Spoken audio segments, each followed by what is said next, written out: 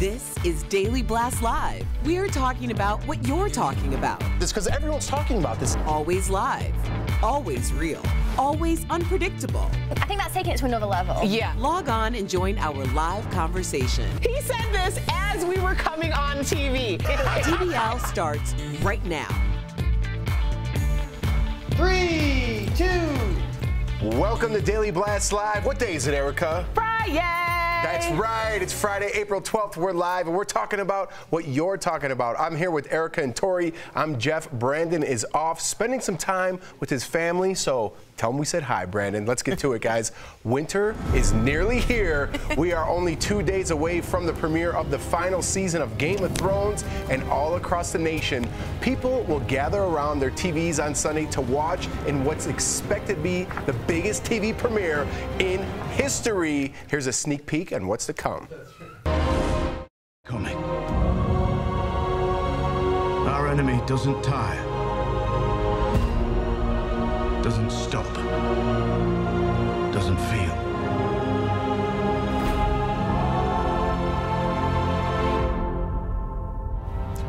More than 3 million people in 207 countries have watched, and now the epic show has so many questions left to answer, like, will the Mother of Dragons complete her quest to sit on the Iron Throne, or will she go full Mad Queen? And what if she's pregnant? And we all saw Jon Snow's sword left in the snow in this teaser, but does this mean the fan favorite character dies again? And will Cersei live, or does she die at the hands of her brother, Jaime Lannister? And what does the Night King want, and can he even be defeated? Look at that face. And what of Khaleesi's dragons? But with so many eyes watching this Sunday, a lot of people are asking, is this the end of an era, and will this mark the end of appointment television forever? I don't think so. I don't think so either, but I do want to get clarity on what going full Mad Queen means, and if that's something that I am capable of. You don't want that. Well, real quick, her dad was the Mad King, and he was crazy. So Okay. she has a tendency to be a little over the top. So I think that's where it goes. I think you could do it. But Because I feel like I want to go Mad Queen. yeah. I think You don't want to do that. No. You don't want to do it. But yeah, I mean, there's a lot of questions out there. There I'm is. very excited. You think the first episode's going to be like just a launch pad into what's to come, or they're going to I think bring it? so there's only 6 episodes, and they're almost like little movies. I think every single episode, they said, should be like the Red Wedding. So expect total shock on Not the Red Wedding. Do you know what that is? No. Okay. We're going to get there because we have some treats about the Red Wedding. That's right. You'll see what I'm talking about. And we just can't get enough of Game of Thrones, so stick around. We'll be talking about it all snow long. Good Get it? one. Jon Snow, I switched it up there. Are you ready to go to a galaxy far, far away again? Let's get over to Raquel Villanueva. She has news at the moment. That's right, Jeff. Star Wars is back, and the Force is strong in your first look at this final saga.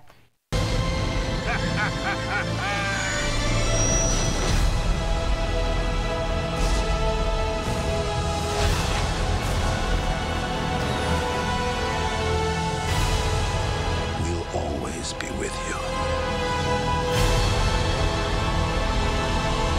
No one's ever really gone. Did you catch Billy D. Williams, the original Lando, in the beginning of that trailer? Well, Star Wars The Rise of Skywalker hits theaters December 20th.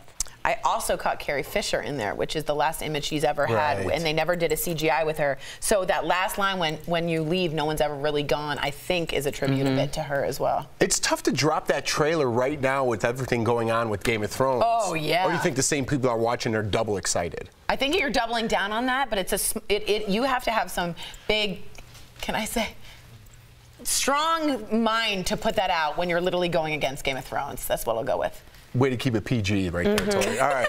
And now we have an update to the college admission scandal. It's day 429. It is. New details about actress Lori Loughlin, who repeatedly felt that, quote, she hadn't done anything that any mom wouldn't have done if they had the means to do so. That's according to People magazine. And meantime, Martha Stewart is speaking out about the scandal for the very first time. Let's listen to what Martha had to say. Well, I mean, it's just embarrassing for a family to go through what they're going through, and horrifying that it even occurred. It's a sad thing. Well, there you go, Martha. I I think this is interesting that she really believes that she didn't do anything that any other mom who had the means to do it would do. It's very interesting because she's had this squeaky clean image, and apparently she's willing to do things by any means necessary. That's a good point. It kind of calls into question what else she's done based on her privilege and means, and if that's violated any ethical or federal laws or rules. True, and she also didn't seem to think that the federal law applied to her. Remember, they thought she was bluffing. They thought they were never going to put her in jail. She doesn't think the systems apply to her that apply to everybody else. She just thinks she's better than that, and she's got caught. But is this her first, like, public admittance that she's done something wrong? This is like in somewhat of an apology. Do you see what I'm saying? This isn't public. This is basically hearsay. I know. I mean, she's not coming forward. Felicity Huffman came forward, right? Yes. Exactly, and said, "I did something wrong. I want to get this over with. Let me take responsibility." This seems like people are looking at Lori Loughlin like, "Girl, where are you right now? And what are you thinking is going on right now?" You're not getting in front of any story. You're totally getting behind, and you're looking less and less like Aunt Becky and less contrite, and I think it's going to ruin her reputation. All right, well, we'll be talking about it all weekend long and on Monday. The cast of When Harry Met Sally is back together 30 years later. Check out director Rob Reiner, Meg Ryan, and Billy Crystal. This was the 10th annual Turner Classic Movies Festival to watch a screening of the beloved rom-com. I love this movie. Let's check out a clip just for fun, huh? A faceless guy rips off your clothes, and that's the sex fantasy you've been having since you were 12. Exactly the same.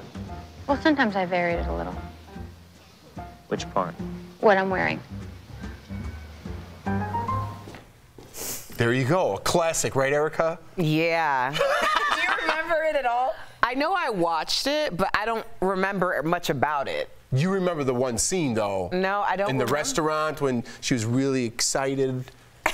Yeah, no, I don't remember that. You don't remember that scene? And then the woman goes, "I'll have what she's having." That scene? Yeah, no. Oh, man. No. Everyone at home knows what we're talking Everybody about. knows. They're like, you're going to have a great time watching that. Squeaking When Harry Met Sally between some episodes of Game of Thrones.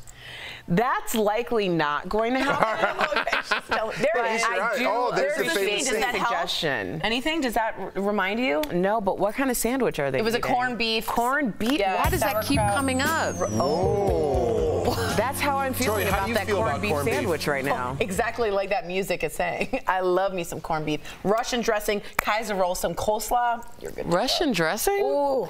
I would go mustard. Ooh. Yellow mustard, not the fancy stuff. All right, you guys are making me hungry. DBL's Live will bring you breaking news as soon as it happens. Coming up, the two-man crew is back. That's right, Tori. Al and I learn how to survive a Game of Thrones epic sword fight. Plus, you won't believe what souvenirs the Game of Thrones actors took home from the set when the series wrapped. Find out who took home a sword and who took home socks. That's next.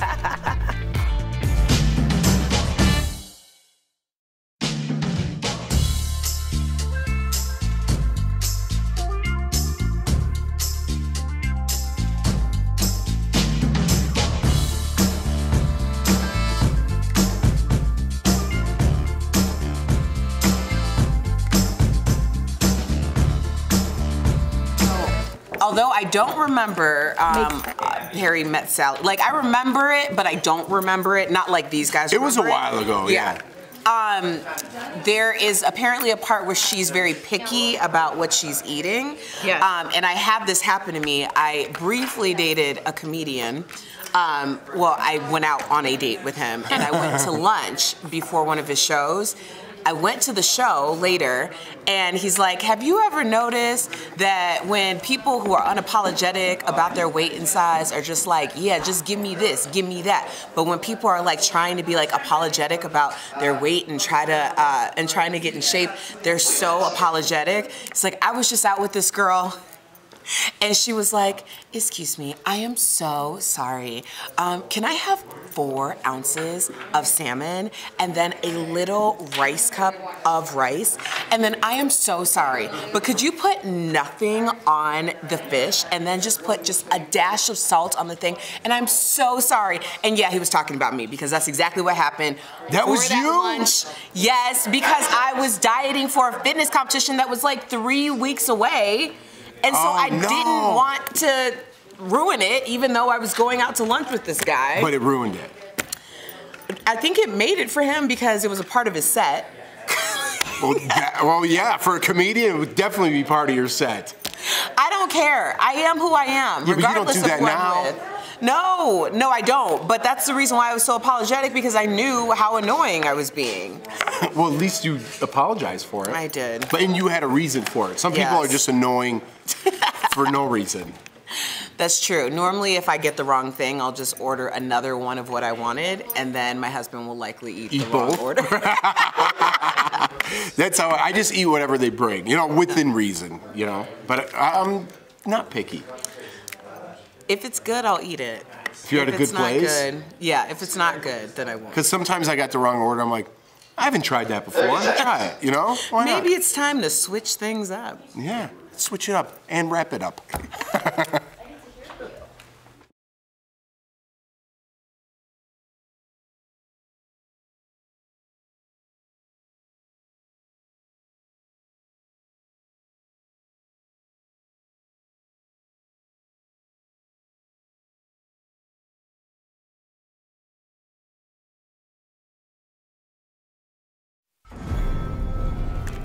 Welcome back to DBL. Game of Thrones fans are going nuts right now with the final season premiering this Sunday on HBO. And for the next 6 weeks, you'll know exactly where your friends are on Sunday evenings. They'll be watching Game of Thrones, of course. And it turns out the cast of the show doesn't want to say goodbye any more than the fans do. And because they're admitting to taking things and souvenirs from the set. Let's get started, shall we? Ooh. Richard Dorman, a.k.a. Beric Dondarrion, that's right, took his infamous eye patch. Apparently, they wouldn't let him take his sword, though. But Liam Cunningham, or Davos, was allowed to take his sword. Why? Maybe because Beric's sword lights on fire. That's a good point. Thanks, man. And Hannah Murray, who plays Gilly, and Jerome Flynn, who plays Bronn, each walked away with, get this, it's a big one, a pair of socks. Now that stinks. Special socks? No, they're not special socks. That's the worst thing I've ever heard. They must have not been good to the crew. Something must have happened, because socks on that show, you literally could have picked anything else. What would you have taken? From the show? Mm-hmm. A dragon scale. That's a weird thing to take. Oh, okay. I thought everyone would be like, whoa. No one was interested. You would take Jon Snow's sword? Yeah. Yes, and I would also love the Hand of the King pin. I know you don't know what that means, but it's the smart person, and I would like to have that and wear it around. To pretend? Yeah. What would you take, Erica? The throne, of course. Of course you would. We've talked about this. Yeah. Erica, all that she wants is the throne. And she Give me the throne. She looked up how much it costs. It's like $18,552. I thought it would be a lot more. Well, that's a deal. Hey, it might be the starting price. That's true. 18 grand. Wow. Kit Harington has played King of the North, Jon Snow, since 2011. It's been a huge character for him, but he might have an even bigger role ahead of him. He told InStyle magazine that he wants to be a dad once the show ends. His on-screen love interest, Ygritte, turned into his real-life boo. Kit Harington and Rose Leslie got married last year. How cute. They're cute. They are cute. Mm-hmm. That's a first Game of Thrones baby, real baby. That's really true. And if you don't know, she plays a wildling, kind of a fiery redhead, and he plays, I guess you'd say, a Targaryen / Stark. So they're both very wild. That kid is going to be incredible. On the playground, he's like the favorite. So the kid's going to be wild based on their characters from the show. Yeah. I gotta work on that. I was trying to get somebody who knew what she was talking about, because that seemed like a really far leap. But I'm a novice, so I didn't know. But I'm glad Jeff said something, because I thought I was going crazy. But honestly, if you were playing Red Rover, send Jon Snow's kid right over. That's the guy you go for. Wow. Right? You reached into that bag, for that one? I sure like did. it. I'll give you a little round of applause for that. All right, guys, are you planning on having a Game of Thrones watch party? It wouldn't be complete without the finger foods. The mother of dragons, Daenerys, would be proud of these deviled dragon eggs dyed with green and blue food coloring. Those look cool. And these breaded chicken fingers won't betray anyone like Littlefinger did. Am I right, Erica? Yeah, right? And remember I mentioned the Red Wedding earlier? This Red Wedding punch, or sangria with skull-shaped ice cubes, doesn't include any arranged marriages or deaths. I'm here for the sangria. So now, pretty cool. If I say Red Wedding, that means what to you? that means absolutely nothing. It's crazy to me. It's such a huge moment. It is.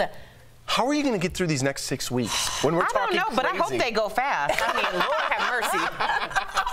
Like, come on now. It's as if we know a world she just doesn't know.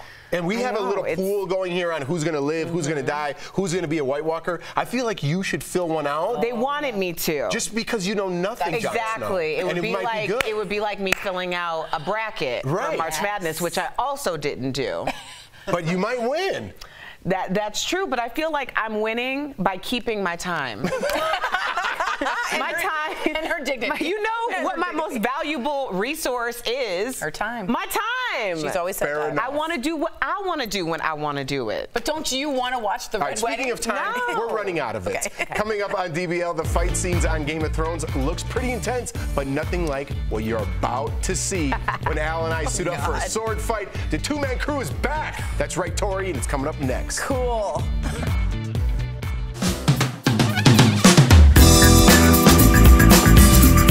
I'm here with Kelly to talk about HBO's Game of Thrones, guys.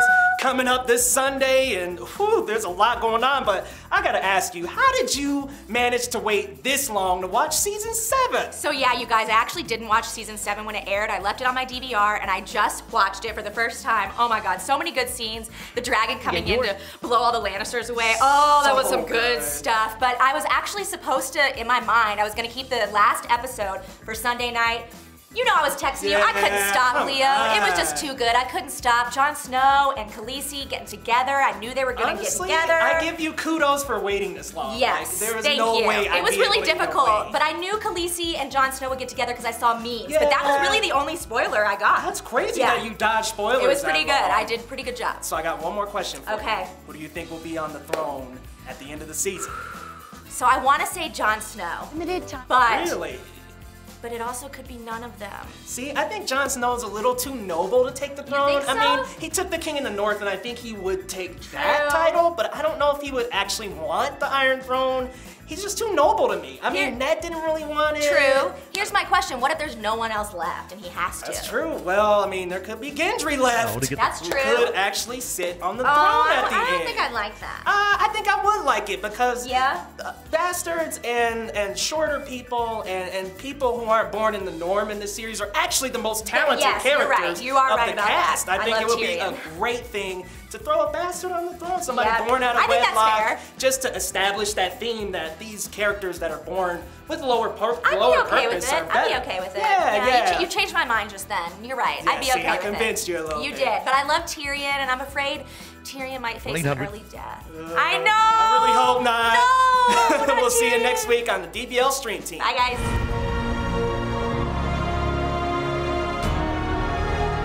I promise to fight for the living. I intend to keep that promise. Welcome back to DBL. Al and I cannot wait for the final season of Game of Thrones, so we headed to Rocky Mountain Swordplay Guild to learn how to sword fight and to see if we have what it takes to sit on the Iron Throne in today's two-man crew. All right, this looks cool, but we're not doing that. No, what you're seeing here are pretty advanced techniques, actually. Yes. Some of the armored fighting is something that you would learn much, much later. Okay. Although this sequence over here on your left is something that we're going to try to show you how to do today. I thought we were just observing, Jeff. We're gonna get in there. Wow. All right.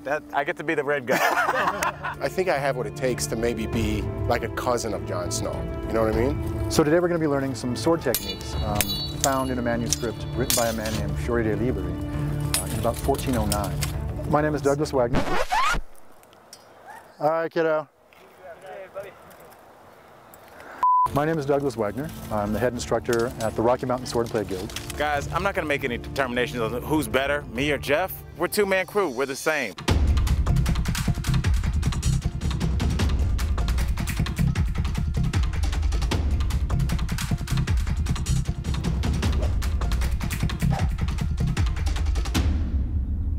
So what I want you to do to start with is when you pull on this first cut, to make sure you're at the right distance away, is to reach out and there's your target right there.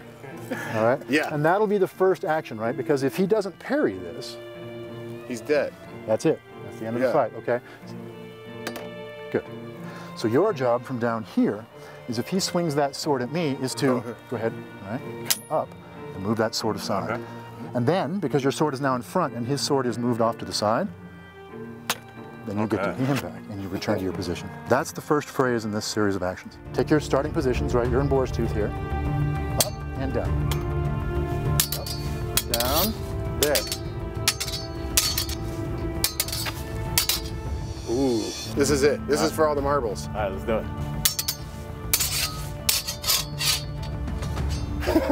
Sword fighting is definitely more difficult than you think. I know we watch Game of Thrones, it looks really easy, but it's very intricate, lots of steps. You gotta make sure you protect yourself while being aggressive. So, I don't know, I learned a lot today. I feel like a couple more lessons, I'm a professional swordsman. Even though Al has the finishing blow, I feel like I had more skills. Did it look that way?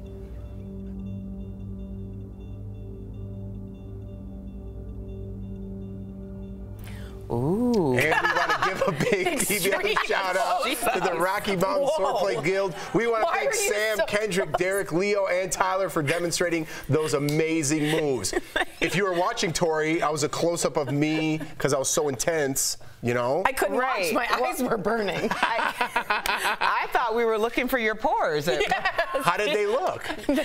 Great. No pores. Oh, Lord. All right, I'm going to let you guys sit on that for a little while. Enjoy it.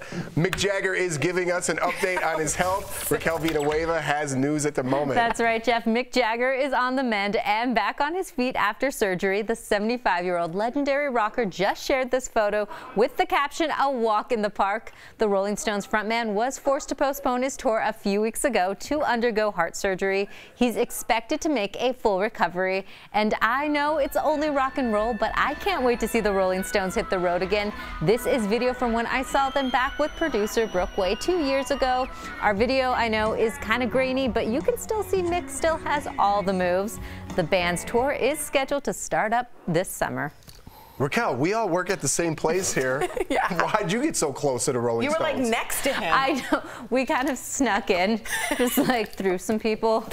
And we had like nosebleed seats, but we made it to the front. I feel like she's small. She can kind of get through. You know what I mean? She's like a little mole that can get through in the best way possible. You just have to be like, Mom, Mom, Mom, and people just kind of clear away for you. It's true. Or you know what you could be like, I got that rash? What are you talking about? Everyone leaves.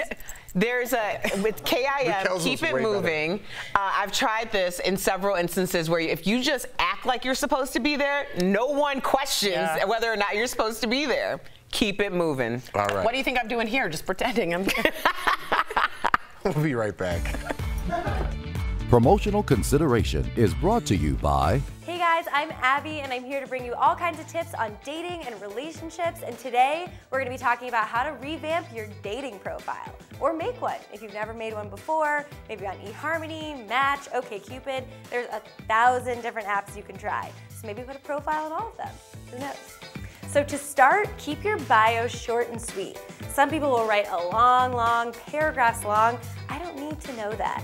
I need like 3 to 4 sentences about who you are, what you like to do you have pets, do you have kids, you know, maybe an interesting fun fact about yourself that I might not get by looking at your photos. And of course the photos are the most important part. While we love the bio, the photos are what catches people's attention. So the first photo needs to be something where I can clearly see your face and everything and how amazing you are, right? So we don't want something where you have sunglasses on or a hat or you're covered up, maybe all bundled in winter clothes. And also, keep the group photos out of play here. It's okay to have maybe like one where you're with a friend or your family, your kids or something, maybe in a photo later on. But the first couple photos, make sure that's just you. It's also good to have one shot that's like a full body photo. You know, maybe this can be a little intimidating if you're getting back into the dating game. Maybe in a group shot you can see the whole body, because obviously, you know, that's something that people will be wondering, what does this person look like? Am I only seeing their head? The most important thing when you're creating your dating profile is to be honest, because you're probably gonna meet these people that you're meeting online in person. So make sure that you have current photos, no photos from college or when your kids were just born. Let's have something current. No mirror selfies. This is a hard no. If I see a mirror selfie, I tell people, take that down. I don't know why, but it's just not a good look. You can do a selfie like this, but just not in the mirror. And no filters, people. That is totally misleading, like the ones with dog ears and all that makes it look like you have perfect skin. None of us are like that. So if you're just honest with yourself and honest with everyone else, you'll find a great match. If you want more advice about jumping into the world of online dating, you can follow me on Instagram at Modernienta.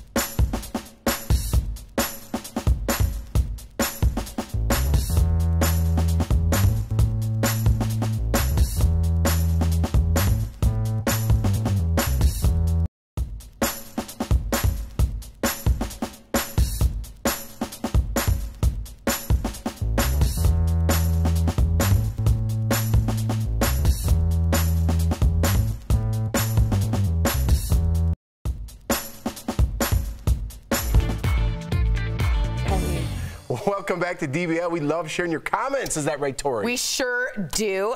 People are saying that Beth Marsh just wrote in from Twitter saying, I would never do what Lori Loughlin did, even if I had the means. It's an insult to my child's intelligence and abilities to get into college.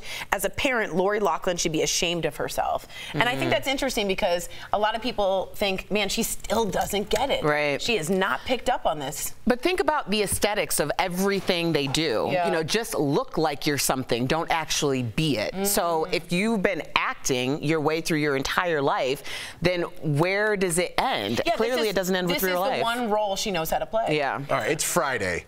Our Kim Godfrey from Facebook says, I'm so friggin' amped. Winter is here. Woo! How about we end on a good note, guys? Game of Thrones. Have a good weekend. Enjoy Game of Thrones. We'll see you guys on Monday. Bye, guys.